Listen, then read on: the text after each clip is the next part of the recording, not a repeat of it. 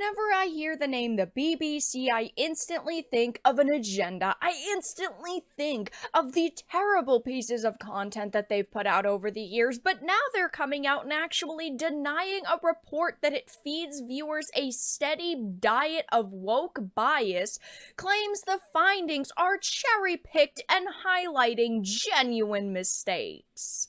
I have a few different things to show off, but before we get into the topic, if you enjoy the content I create, check out the links in the description, follow me on social media, and consider supporting through Patreon or through YouTube memberships. Now, it will come as no surprise that the BBC is extremely woke and they have put out extremely woke programming. Over the past few years, there really is no denying it, but they are going to try to deny it as much as possible because it says it may have been a very merry holiday for many, but not so for the BBC, as the UK-based public broadcaster has found themselves sour after a new analytical report claimed that their content from Waterloo Road to Doctor Who is feeding viewers a steady diet of woke bias. Now, there is not much BBC content that I think a lot of us would consume, most notably Doctor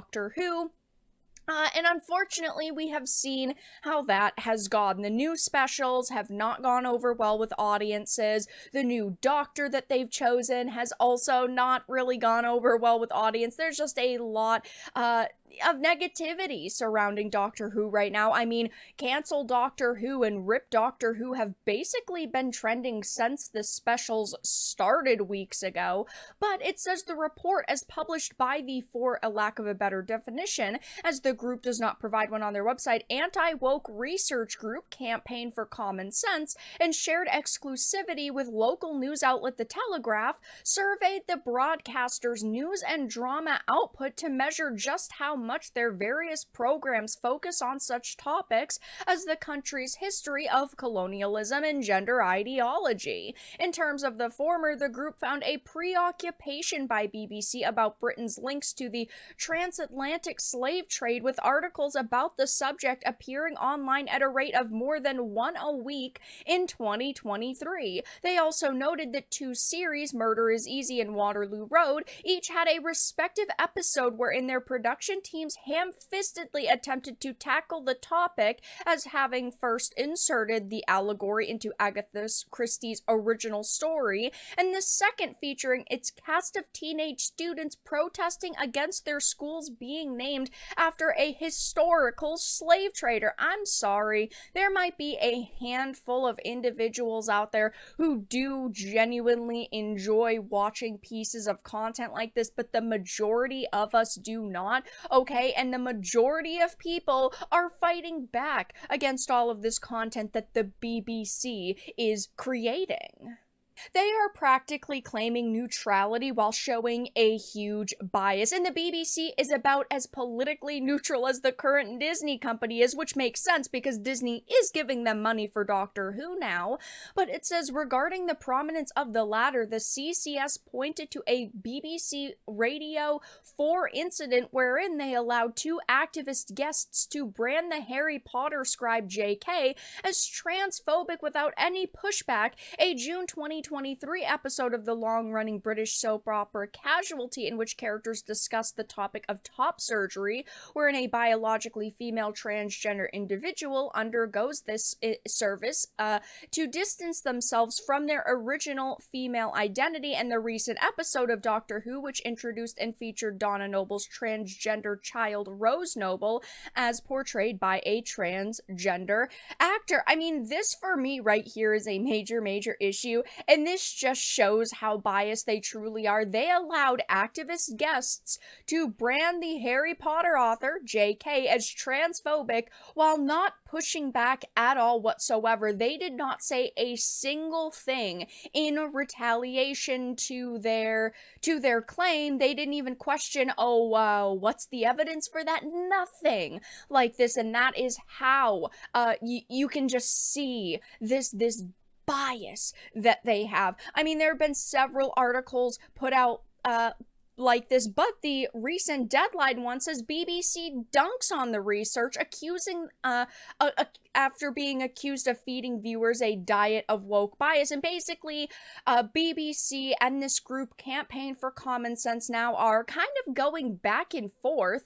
The campaign has yet to publish its research, but they have put out small tidbits until the full the full paper comes out. But the group appears to have collated examples of content that has upset relatively small numbers of viewers. It says, yeah, I don't think that it's really small numbers of viewers, judging by the fact that Rip Doctor Who has again been trending for like weeks on social media at this point, but the BBC said it did not constitute analysis. Clearly it does. Clearly, if viewers can point out what you're doing and can point out your bias, you've got a major issue. I mean, when it comes to Doctor Who, I know people were hoping that when Davies came back, Doctor Who would be better, but instead he took it in an extremely progressive direction that is being rejected by audiences, which none of us are really that surprised to hear. But the BBC has been woke for a very long time, and the most notable situation I've talked about on the channel besides Doctor Who is the race-swapped Anne Boleyn series that they did that infuriated people, because we are going above and beyond having fictional characters who happen to, be maybe transgender. Okay, we are talking about swapping the race of a real, once living, breathing human being. Okay, it's just as bad as everything Netflix did with their Cleopatra docudrama. It's the same situation that people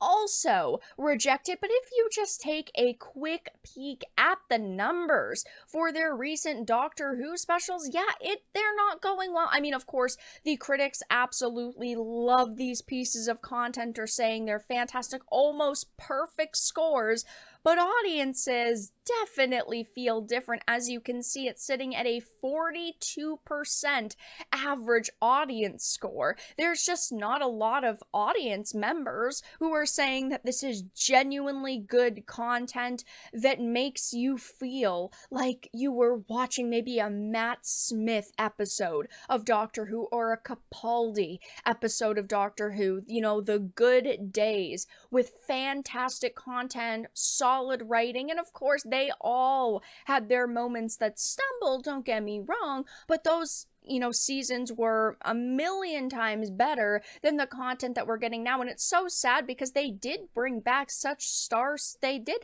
bring back such good actors and its star-studded cast, people like David Tennant, who just unfortunately have also been kind of brainwashed into pushing the messages that the BBC wants them to. And of course, he went along with all of the dialogue that was in this, like you're assuming he as a pronoun. Ugh.